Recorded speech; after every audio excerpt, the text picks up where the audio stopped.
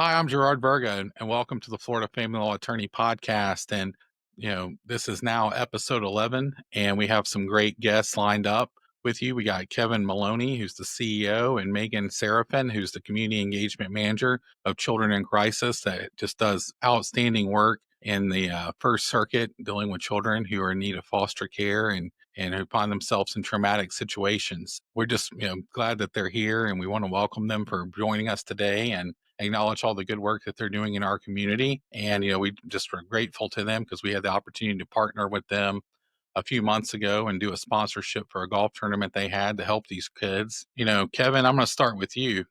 How can you share with us your personal journey that you kind of went on to become the CEO of Children in Crisis and what drew you to this mission, providing homes and keeping brothers and sisters together? First of all, I just want to say thank you for having us on and allowing us to talk about our important mission here at Children in Crisis. So my journey began, I guess, during my time in the Air Force. I'm retired Air Force, and while I was pursuing my master's degree in human relations with the University of Oklahoma, I had the opportunity to do an internship with the local school. And I worked with gifted children on one side of the spectrum, and I worked with us children that were from single parent families. Their parents were deployed a lot, and so they were kind of the latchkey children. And those are the kids that were kind of struggling a little bit more with social cues and socialization cues in the schools. So I learned a lot about children's behaviors and things like that during my master's degree program. When I retired in 2004, I retired on to the west coast of Florida, down in the Crystal River area, and there wasn't a whole lot of employment opportunities for what I did in the Air Force. So I fell back on my master's degree in human relations and ended up in community-based care. If anybody knows what community-based care is, there are 17 of them around the country, around the state, that provides exactly that. They're the child welfare lead agency contracted by the Department of Children and Families to oversee child welfare programs in their community. And so I was in Circuit 5 down in the Central Florida area, and then I worked in Circuit 18 over in the Brevard area of the state, where I held executive jobs in that child welfare agency. And so an opportunity came available for me to become a CEO of an at-risk shelter working with the Department of Juvenile Justice down there in Brevard. And I took that position and was there for a little bit of a time. And then this job I saw posted on Indeed, and I said, what a great opportunity. Children in Crisis, just think of the name, it speaks for itself. And I knew exactly at that moment that this was the place that I needed to be. So I submitted a resume amongst others, and I'm grateful and blessed that the board was able to select me. And I moved up here last year, January of 24, and took over the position from Ken Hare, who retired. It's interesting how we all have a journey that leads us into these fields. Your journey kind of reminds me of mine. I graduated from University of Florida and was a teacher for a year. I had a history degree, so that was about the only thing you could do with a history degree is become a teacher. And I got a job at that time it was Panama City Marine Institute, and a lot of the children had been part of the juvenile justice system that were in that program. And I remember talking to my class because I was picking up on things that, certain social etiquettes, certain behaviors, especially with the male students. And I asked, how many of you come from a single family home? How many of you don't have a dad in your household? Just kind of asking questions like that in a non intrusive way. And, I was shocked by how many of the children, especially the males in my classroom, didn't have a father figure in their lives and someone who could maybe impart a little dad wisdom or fatherly wisdom on them on social cues and behavior and interactions, and how to behave. And that was how I ended up actually going to law school because the more I talked with them, the more I felt like they needed, someone who was an advocate for them, even through family law or through juvenile justice, that there was, a need for lawyers who would look at it a little bit deeper and look at the underlying problems that these kids are facing. So your journey reminds me a lot of mine. And I think it's always interesting how people meander through life and end up sometimes where they belong just by chance, by randomness. Well, Megan, I'm going to move to you for a second, and you're the community engagement manager for Children in Crisis. You're the bridge between the organization and the community. Can you tell us, what that role means to you personally, and how you handle that role? Yeah, absolutely. So, like both of you, I have a past as well that has brought me here. I was removed from my home as a child. Thankfully, my dad was in the picture, so I wasn't put into foster care, but I understand the trauma behind what happens during that. And so coming here and being able to do my job to support the kids that live on our campus is it's my heart. What that means to me though is when you see if you've ever been to the neighborhood and you see how all the different things that we do and how much it takes to continue to do it, that's what pushes me because without me doing my job and making sure that other people know either about us or how they can support us in various different ways, we can't continue to help kids. And that's the biggest focus for me is just to make sure that I'm doing what's necessary to make sure we have the funds or the volunteerism, whatever we need, marketing, to make sure that our mission is out there and it can be supported. Yeah, people, we always say that expression, it takes a village, but it really Literally. does take a village to raise children. And then, with children in crisis, are facing trauma, it not only takes financial, I'm sure it takes volunteers, and then it takes awareness. Even as a family law attorney, last year where there was a CLE that was given by the family law section about children in trauma and how trauma actually affects children. Even their physiological state is affected by trauma and their health and their proneness to disease. And I think that's, something that really needs to be brought out to the forefront in the community, for lawyers, for social workers, for everybody to really understand the long term, not only mental health, but physical effects that the trauma can have on these kids going forward. And it's not possible to handle or tackle a problem that big unless everybody does their part in the community. So I can only imagine how important that is and how much pressure you feel to make sure that you make sure you get everybody on board to help. Yeah, you know, there's a saying that I learned about a year ago: "Pressure is a privilege." It And I is. tell myself that daily to try to get myself in the right mindset that, that it is truly a privilege because you're helping people out in a time of need. So, you guys have this tagline that really struck home with me. It's providing homes, keeping brothers and sisters together. When I read that, I was like, that's so powerful, to be able to keep these kids with their families and with their siblings. And I think that's something a lot of people don't know, that sometimes in dependency or foster care, that's not always possible. Can you help our listeners understand why keeping the siblings together is so critical, and important for children who are experiencing this trauma? Sure. So keeping siblings together when they're removed is paramount to their well-being and healthy development. The sibling relationship provides crucial emotional support and security and a sense of community or continuity during a profound disruptive period in their lives. The neighborhood was created just for that. Our homes are so large, and the grassroots folks that put this neighborhood together have done a phenomenal job. I'm going to step back just for a second and go back to community-based care. I've been doing child welfare now for another 20 years post-military. So community-based care, I've been talking about this model probably for maybe 15 years. When you said it takes a village, this neighborhood is designed to keep the children intact, to keep them in a normal environment where they can thrive, and to provide the services that they need without having to go to outside service providers. The neighborhood is self-contained. We have our own therapy center here. We have our own kids club where kids come in and get mentorship and do homework and get support. We have a pantry that supports the neighborhood and the families' homes where they can go and get clothes for kids that come in with nothing except for the clothes on their back, and food items and those kinds of things. So, as you know, we receive children at all times of the night.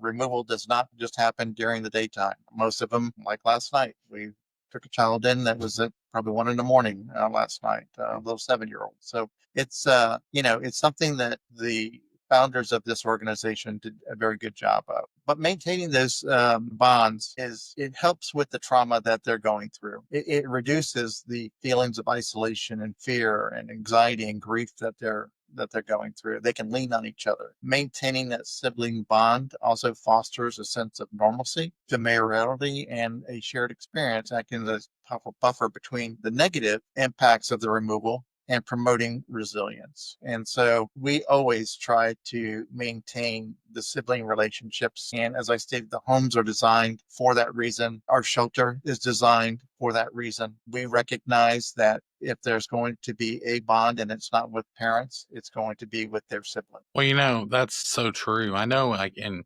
family law cases that are not dependency, but just are normal divorce or child custody cases, that's a big factor in the court system is to keep the siblings together. And, unfortunately, for the listeners out there who maybe have never experienced a shelter or a situation like that, the Department of Children and Families will shelter the kids for their protection, take them and put them into a facility or foster care or some situation that's safe for them. And then normally within 24 hours, there's a hearing to determine if the child needs to be sheltered. So literally what they're saying, is so true that these children come with just the clothes on their back and very little items, even hygiene items. And it's sometimes in the middle of the night or at all hours that this is occurring. And, to have a safe place where, they can go to, where they're cared for, where they're comforted, where they have the items they need, and then of course have their siblings there with them. You can only imagine how heart-wrenching it would be to not only be taken out of your home for safety reasons, but then not to have your brother or sister there with you. And it reminds me of a family law case I had that it chokes me up every time I talk about it. It was a custody case, and the little girl that was the subject of the custody case had a half brother, and the home was abusive, and the little girl was fighting having the custody changed to her dad because she did not want to leave her half brother behind in that environment because she had become like the parental protector figure for that child and was worried about the well-being of that child. So I can't tell you how touching that is and how important there is that there's a place in our area that can offer this to these children and that stability. And it's so critical. So I could be wrong, but it's my understanding that before Children in Crisis existed, there was no really real emergency shelter in the First Circuit. And, for young children, we had a safe environment. And can you paint a picture of what that meant before you guys came around?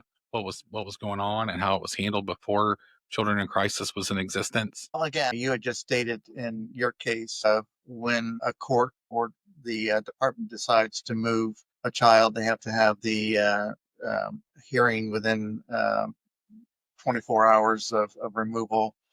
And, you know, a lot of times when a child protective investigator goes out and removes, if there's a shortage of foster homes and there's not a placement, those children ended up in their offices a lot of the times, sleeping on couches and or other types of spaces within the office complex. Now, thank goodness, the laws have changed and the department has put in some stricter regulations as to, keeping kids in offices these days. Now the community-based care CEOs have to report to the Secretary of the Department of Children and Families if they're keeping children in their offices. But again, that goes to shortages.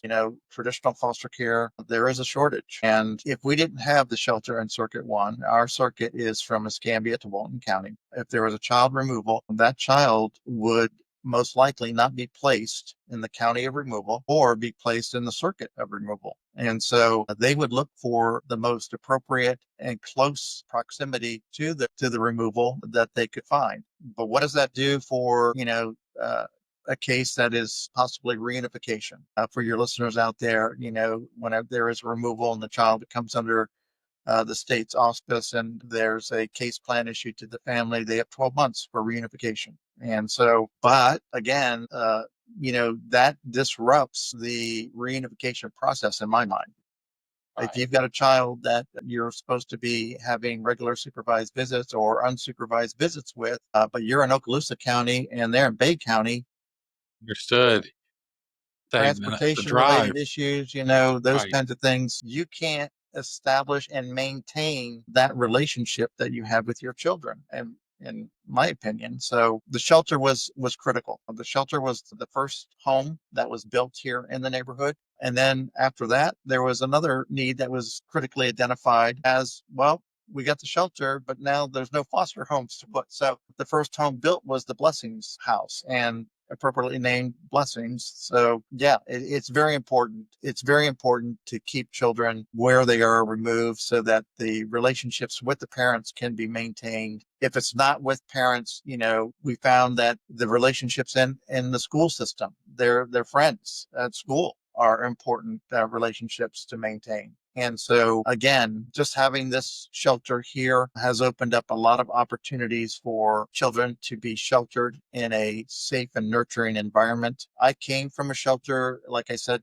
down in the Cocoa Beach area on the DJJ side of things. They're more institutionalized looking. But if you look at our neighborhood, it's a home. It's a large home, but it has house parents. We don't turn over staff. We don't have shift workers. When the kids come in, they meet the house parents, and these house parents become their parents while they're in our care. A beautiful thing, to be able to provide normalcy in an unnormal circumstance, to try to provide an element of normalcy and continuity. And, one of the things I've, learned over the last few years is, a lot of talking with a lot of psychologists and other witnesses who deal with really child development is, frequency of contact with the parent is really critical to the bond. Sometimes when people look at, time sharing arrangements of a month and a month, or, it's not healthy because you need the frequency to do that. Where an adult might be okay with 1 month, I'm at work or I'm, deployed, and then I'm back another month and you can pick up.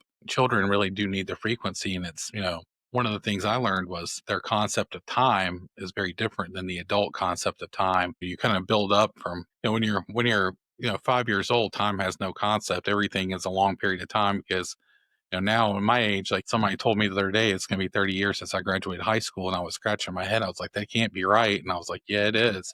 It is right. And it seems like it's a blink of an eye, but to children, frequency and time is very, very critical to establishing those bonds. And the fact that you're able to maintain that for kids and have a situation where their parents can frequently visit because they're close by and stay connected and work on that reunification is it's just a godsend. The work you guys are doing and the ability to do that, and the community coming around to help you do that. So you guys keep talking about the children's neighborhood. Can you kind of explain what that space is and what it looks like, and what it all involves to somebody who's never had the opportunity to go out there and see it firsthand? Sure. Again, like I said, like you had said, it takes a village. And basically, that's what we have here, but we call it the neighborhood. So again, it starts with removal. So we have our shelter here that can accommodate up to 12 children. And, it's the shelter designed for a short-term stay. However, we will not remove children from our shelter because of the length of stay that may be required for them to find a safe place or another suitable placement for them. But then we have our 5 foster homes that are in our neighborhood, and those homes are large enough to house up to 7 children on an overcap, but 5. Traditionally, we take 5 children into those foster homes. There's a set of house parents and 2 biological children that live in these houses. And then we have our opportunity home. Our opportunity home is for children that are aging out of foster care. This is your 18 to 23-year age group. And we have 8 studio apartments that these children can transition into, as long as they're meeting the criteria of the extended foster care program. Then we provide them life skills. We provide them the independent living skills. We keep them on track with education, or if it's career and employment that they're looking for, we assist them with that. And then like I said, we have the kids club that supports the academics of the children that are in the neighborhood. We have our therapy center where the children walk to the house. A therapist comes onto the campus, delivers the counseling that has been identified in their case plans. And then we have our pantry. And our pantry is where we receive community donations, whether it be food, clothing, or other types of staples that support the neighborhood. So we have no fences. They're all houses that are designed to look like a neighborhood. A lot of folks don't even know we're here because it is a neighborhood. If you do Google Maps, you'll see it's a neighborhood. They're rooftops just like everybody else, that's in the Fort Walton Beach or any other community that's around our area. And, the nice thing about this is that for our extended foster care youth, we're centrally located to some colleges, technical schools. If they're still lagging behind in traditional high school or GED programs. There's enough of those high schools and schools around that we can get these kids to. So we are in a great location to be able to provide services to those children and young adults that need us. That's just absolutely amazing because, like you said, you came from a shelter that was more linked to the Department of Juvenile Justice and it was more institutionalized. And while I was working at PCMI, it was a school, but there was a lot of institutional setting type feeling to how things were done for safety reasons and other legitimate concerns. But I often thought to myself, when I was teaching there, this kind of takes the fun out of the school environment when you have people patrolling the hallways with walkie-talkies or metal detectors or wands when you enter the school. And I know now that may be commonplace in a lot of schools due to security concerns, but this was almost 30 years ago now when I started that journey, and back then that was not common. And I always thought that bringing normalcy to these kids and trauma and these kids who had experienced these things was a big part of trying to help them heal or help them get back on track. And if you're in the juvenile setting, but I think that that's something that a lot of times people glance over and they don't think about. But having a normal home, a normal neighborhood, normal environment, it means a lot to the kids, and it means a lot to them not feeling like they're different or that they've been put into a different position. And I think that's really amazing that you guys can offer an environment that people it just camouflages into the rest of society, that no one would ever know was anything other than just a regular neighborhood. And that's probably very critical to these children going forward. And it cuts down hopefully on the trauma that they're experiencing, or they're and helps them heal at a quicker rate and get past this point in their life. That's again just amazing work on y'all's part that y'all been able to put something together like that with the help of the community. As a family law attorney, I see how the child welfare system intersects with the legal process. As a teacher at PCMI, I certainly saw that as well. So for listeners out there who don't really understand that, how does the Children in Crisis program work with the court system and legal professionals? How do you guys interact?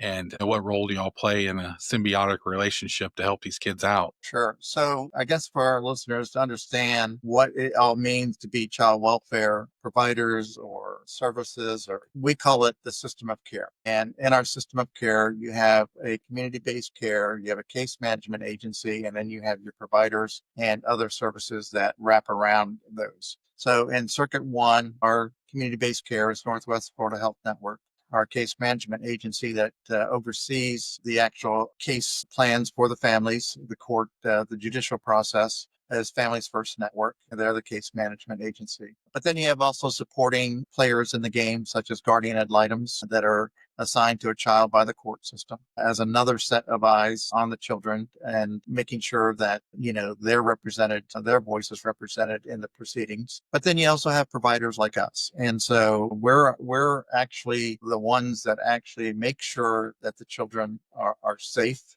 during their time in the dependency system. We support the case management agency on ensuring that the services that the children need are accomplished. Their well-being measures, such as dental, health, and vision appointments, we make sure that they get to all those. Education, obviously, if they're on an IEP or 504, we make sure that our education liaison person here is working with the Department of Education on making those plans for those children. And in any extracurricular activities that the children are involved in, we make sure that, they have the normalcy of attending high school football, if they're doing track and field, or if they're playing flag football or T-ball or whatever. We support those activities for the children that are here in our neighborhood. I think one thing I left out there on the neighborhood design is that the neighborhood is built on currently 10 acres, but we do have another 10 that we can develop on. But all the homes face a playground, and the children are able to congregate out there, play. We've got basketball courts, we've got swings, we've got rock wall climbing, and all those kinds of things that the children can do. And the house parents could sit on their actual back porches and monitor the children as they are all out there playing together. So again, going back to your original question, though, is the system of care. We're a provider in that network, and we just ensure that the children have a safe haven while they're under the dependency system and with us. So, I don't do a whole lot of dependency. I did some in the beginning of my career, but it's been a while. The kids actually have a plan, a treatment plan, don't they? In some circumstances, whether it's medical, educational, and you help them, facilitate that plan.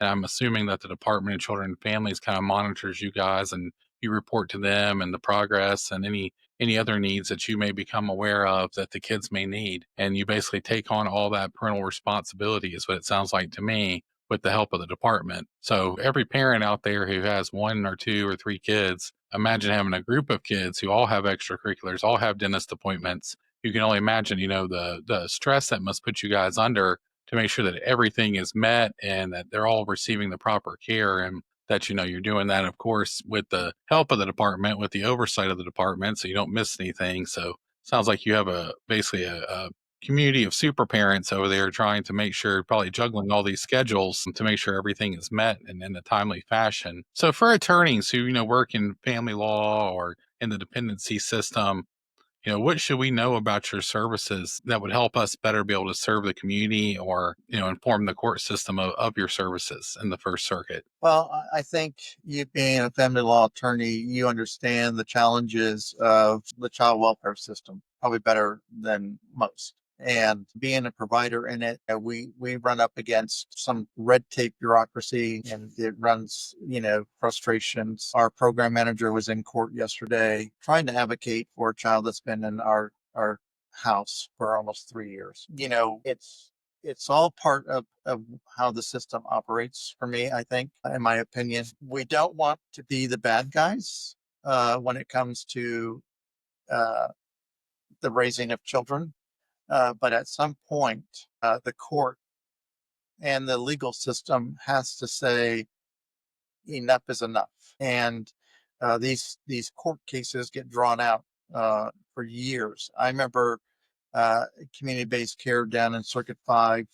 There was a family that I had as a supervisor of a unit. One of my workers was working a case that had 4 children that had been in the foster care system 7 years. That's just, it's not acceptable. We have to find permanency for these children, but courts are reluctant to terminate parental rights. And, in some instances, that's got to be the course of action. These parents get chance after chance after chance while their children are being raised by other adults. And at some point, they need somebody to call mom and dad. They need somebody to build a lasting, long-term relationship with. And the parents are no longer in the picture. They continue to struggle and to relapse, and the courts continue to give them a new set of time frames to be able to work their case. And who's suffering in this? It's the child or children. And so for me, I know that sometimes the guardians get a bad reputation for going against the case management's decision on reunification or course of action of what needs to be done as far as a permanency goal for the children. They may be a voice of reason. So, I think that the courts, the attorneys, everybody involved that surrounds or touches the child needs to reevaluate where they come from without bias and really focus on what is in the best interest of the child. We hear that so often, the best interest of the child. It's every decision, we make as a family law attorney, that should really be the forefront of the decision making. It's in the statutes for child custody. It's the mantra of family law. But, what happens a lot of times in these cases for people who are, new to dependency or don't have any experience with it, is it becomes a balancing act for the court system, because a parent has a fundamental constitutional right to raise their children, and we wouldn't want that any other way. We wouldn't want the government coming in to tell us how to raise our children or to take our children from us. However, at some point, as a lawyer or a judge, you're performing this balancing act between that right and the child's right to be safe and healthy and cared for. And what Kevin's really expressing here is putting a big spotlight on an issue of how many opportunities do you get to get it right as a parent? How many times, I know as a parent, if I was given a case plan and you had to go to, uh, 13 counseling sessions, or, I would complete the case plan, excuse my language, hell or high water. I'd figure out if I had to ride a bike, walk, whatever to get there to make this happen, to reunify to reach reunification with my children. But what Kevin's saying is so often true, that these cases get drug out and there's opportunity after opportunity after opportunity. And the law does make a big push for reunification and trying to protect that constitutional right.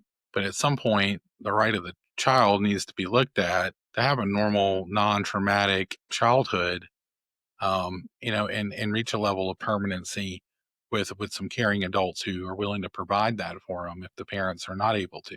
So it's a struggle in that field of family law, that the dependency realm. And I know it's frustrating, and I don't know for a fact because I've never worked for the Department of Children and Family, but I've also heard that there's dollars and cents decisions that go into the reunification versus foster care. Because I do think there's some benefits that children who are, found dependent and they're put into like a permanent guardianship may receive from the state. So I don't sometimes that's the third prong of the balancing act. You got the constitutional right, you got the best interest of the child, and then the dollars and cents aspect of keeping these departments in budget. And who's probably suffering the most is the kids, because they didn't have any say in any of this. They would have not have selected the situation that they find themselves in, for sure. And every kid just wants to have a loving home with loving parental figures in it who can care for them and help shape them into outstanding adults. So, Kevin, I hear you loud and clear. And I know in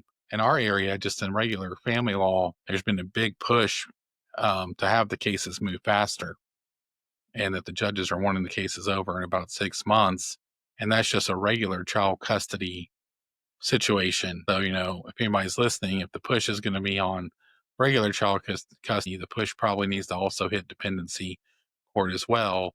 Not that we don't want to we don't want to rush and make bad decisions, but if we're not going to work the case plan, or we're not going to turn our lives around, then the children shouldn't be stuck in limbo. Even in a great program like Children in Crisis for years and years, they deserve a home and a loving parents. And there's people out there who would be willing to fill those shoes. So, Megan, you've been quiet for a while. We're going to turn our attention to you now. How has the Northwest Florida community really embraced children in crisis? It has very well. I think in our immediate area here in Okaloosa, we are definitely embraced the most just because we're here in the county. Although we serve 3 others, not having a an actual physical location has made it more difficult.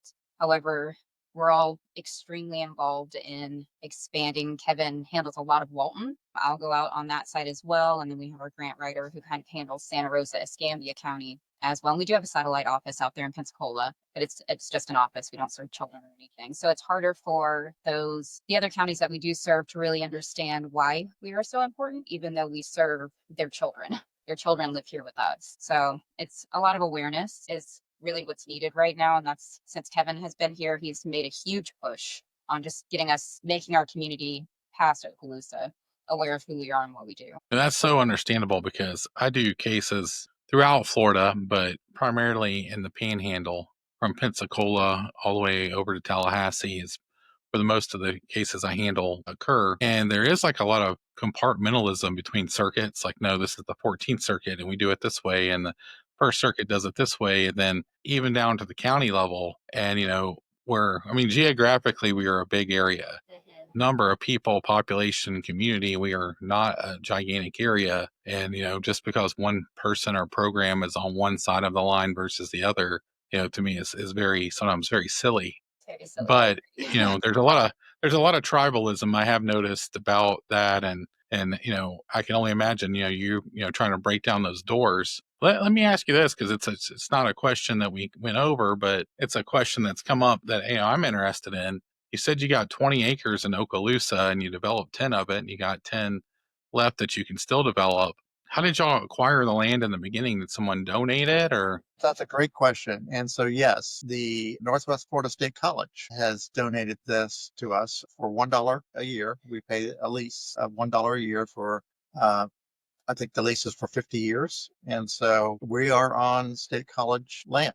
And everything that we build here has to be approved by the college. It's got to be to their code. But there, I mean, again, there's great benefit to that because, in the area of like permitting and things like that, we get the college to be able to do that for us. And so, for example, the board just asked us to look at a business plan to put a recreation center on part of that 10 acres. And so we're looking at getting some designs for an indoor recreation center. So when the kids are out of school, or if it's wintertime and the weather's inclement, and they can go inside and do sports activities, play basketball, other sports activities, that pickleball, or, whatever they can do outside, they're going to be able to do inside when the weather isn't supportive of their activities that they traditionally do, during that time period. So, but the state college has been a very good friend to us in more ways than one. And now with their new president, Mel Ponder, a good friend of ours. So we're fortunate to have that relationship in place and for them to be able to support us. Well, I don't want to put you on the spot, but that just begs the next question. So if somebody out there, had 10, 20 acres of land in Escambia or Santa Rosa or Bay County and was willing to donate it, would you guys be open to that and expanding the services? If there's somebody out there who's got some land that's currently not in use and would be willing to donate, would you guys be open to that? Yeah, believe it or not, we've been approached. So, I like to support those that support us. So I joined the Walton County Kiwanis Club. I've joined the National Exchange Club here in the local area, and I've been approached on, especially out in Walton County. Walton County only has two foster homes. I don't know if your listeners know that they have a medical foster home and they have one traditional foster home out there. Right. And so the folks out there at the Kiwanis have asked me, if we could find somewhere to build a home, would you be able or willing to expand? And our board has made it pretty much clear that we are in the business of taking care of children. And so nothing is off the table. That's great. But we would definitely need everything that this campus. So not only did they donate the land, but the committee that actually, and the founders that actually built this neighborhood, did it so that there was no expense to the neighborhood. For example, each had a capital campaign, and that home was paid and bought before it was even a shovel on the ground. So there's no mortgages on any of these homes. Great. We tried to keep our operational expense down. I think we're at lower than 5% right now on operational expenses. So we're very good stewards of the money that we receive. But I will tell you that, our budget is almost 2 million a year. We get 1/3 of that funding from the state. 1.3, 1.4 is what we have to raise each year. And as Megan was saying, this is where we run up to our challenges. Most of our resources are from Okaloosa and Walton County. However, when I go over and speak to Escambia and Santa Rosa and their funding goes to organization nonprofits in their areas, I say to them, and I ask why. And they said, well, your brick and mortars in Okaloosa, we support, like you said, tribal our agencies here. Well, I think, we have $1 million home over here, but 50% of your children are in our neighborhood. So what value do you put on the children that are in our home? Right. And I think you hit on something really big there. Everybody, if you missed it, I'm just going to put a big exclamation point on it. The government only pays 1/3, and you can only imagine what the services the kids would get if you cut their budget back by 2/3. So that's why it's really important. And then, again, Kevin's hitting on the point that, I'm in Pensacola, I'm in Escambia, so the Escambia non-for-profit, is who we're looking at, even though, the Kids in Crisis is serving a lot of the kids from those other counties. So I guess, if you're out there and you're listening, if you have a tract of land or you have businesses who are willing to, support the building of a house or these homes and neighborhoods, or you're, in the construction business, get up with Kevin and Megan so that we can serve more counties. It'd be great to see this in, every county in Florida, in my opinion. It would be, a amazing task. So, Megan, I understand there's a shortage of these homes in our community, and it's obviously Kevin's kind of went over the dollars and cents of it. What, other than the obvious, the financial donations or the donations of land or, things of that nature, what other things can people do to help you guys to volunteer, or to bring items to the pantry, or what can we do to help you guys succeed in helping these children? So volunteering's huge, both in the neighborhood and offsite at different events that we hold throughout the year. As Kevin said, we have 10 acres that are developed, and that's a lot of land, and that's something we have to maintain. And on top of that, we have the 5 foster homes, the shelter, opportunity, all these different buildings as well that have to be maintained, and they're almost 20 years old at this point. So there's a lot of work and maintenance that goes into these, and we are blessed to have somebody who does maintenance, but it's one person. So having people that come and volunteer for us on the weekends just to help us with groundskeeping is huge because it's just a lot of land, literal land to cover. I can imagine too that by volunteering, that helps keep the operational costs lower. Yes, and we make it fun. Yeah, and it's not just around the ground maintenance.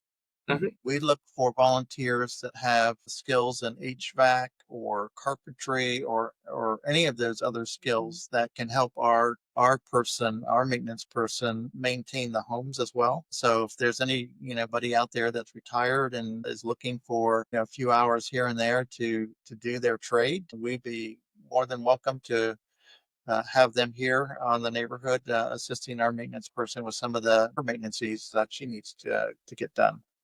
Here's a it's like a community challenge. If you're in, any type of the trades or handyman or landscaping or anything, I think that, volunteering, if I had a air conditioning business, I would be thinking, hey, that would be a great probably write off, because you guys are, non for profit, and a great opportunity to build goodwill in the community while helping a great cause and helping kids out. So, again, if I want to donate my time or I want to donate money and I want to help kids in crisis, here and help y'all's organization, Children in Crisis, what's my first step? Do you have a website, or how do I go We about have a doing this? website, we have social media on Facebook and Instagram, and then just directly contacting me. So Okay. I kind of keep all that under my area. Okay. Can you share with the listeners the website so we can drive them to there? Hopefully, we can get you guys some volunteers and some community outreach. Absolutely. So it's Children in Crisis FL. Okay. And your information, I'm assuming your telephone number and everything is on there. I believe it is. I'm going to say yes. I know my email is. I don't know about our office phone number is. So yeah, you can reach me that way. Okay. Well, look, everybody out there in the community, this is obviously a no-brainer. It's a great program. It helps keeps brothers and sisters and siblings together.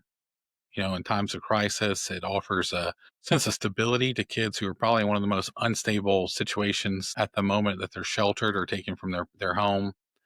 Obviously creates normalcy, and it should be a goal of ours to support them in all their endeavors in the First Circuit. So if you're in one of these other counties that's not Okaloosa, you know, forget about the county line for a minute, and your kids are over there, too. Try to outreach, and think of it as a bigger community than just county by county. And then, of course, it would be great to see one of these throughout the entire state in each county, that the kids who are in these situations have this option and this wonderful environment to go to.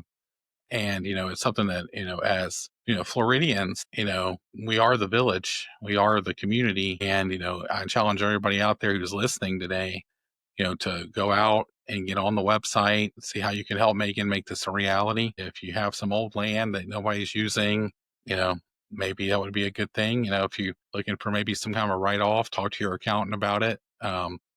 And see what you can do there, to help them, develop. If you're in the trades, they obviously need maintenance help to maintain these facilities. Every homeowner knows how costly that can get, and they're maintaining a home for lots of children, who don't have anywhere else to turn. And I think one of the biggest takeaways is And we pay all these taxes and we think that, hey, these kids are definitely cared for. They may be, with all that tax money, they may be living better than we do. But, like Kevin said, they only pay a third. And the 2/3 goes to us as the community to make that a reality. So, I'm not saying anything about how the tax money gets spent, but, it's on us as a community to make this a reality and to try to give these kids a better future, because the long-term effects of not giving them a caring, stable, loving environment are going to be a lot more costly than just taking care of the problem up front and making sure that we have some happy, healthy kids who become promising and outstanding adults. So, look, one more time, I just want to take my hat off to you guys and thank you for all the work that you put into this and continue to put into this. And we're looking forward to continuing to work with you in tournaments and whatever other sponsorship options are available for us to promote and help. And you have a partner in us, and we really do appreciate you giving us your time today. Kevin, Megan, is there anything else you'd like to share with the audience before we conclude? I do have one more. Kevin has one more too, I Yeah. think. In terms of the volunteerism and stuff, something that I always like to let people know, because I think it's really important for other children who are not in this position to understand this is there are other circumstances they could potentially be in. We do write futures. Any kids, high school kids that are looking for those hours for college and everything, they can come here and work here for other children just to help us, better our kids here, but they can work with the kids or indirectly, doing other activities here. But, So if you're a high school guidance counselor out there, because I yeah, know I have a high right. schooler, and your kids are like, where can I get the community service hours to get the Yep. Bright Future Scholarship? Give Megan a call. Yep. Think about that. Not only the volunteerism that occurs from doing community service and that sense of community that you gain from that, but how important a lesson that is to children who may not even know that this system exists because they've been fortunate enough not to have any interactions with it, and the life lessons they can take with them and awareness that brings to the cause in the future as they become adults. They may find their calling is in something like this, and they may fill, Kevin and Megan's shoes after they retire. So it's critical. Well, I just want to remind everybody out there to please subscribe, like, share. The more of you guys that do that, the more people hear the message, the more help we can get Kevin and Megan and children in crisis and get them the awareness that they deserve. And I think we're getting close to hitting 4,000 subscribers. So let's keep that number growing so that more people can, hear these stories and accounts and learn about our community and the services we offer, and, just become aware that it's a much bigger picture.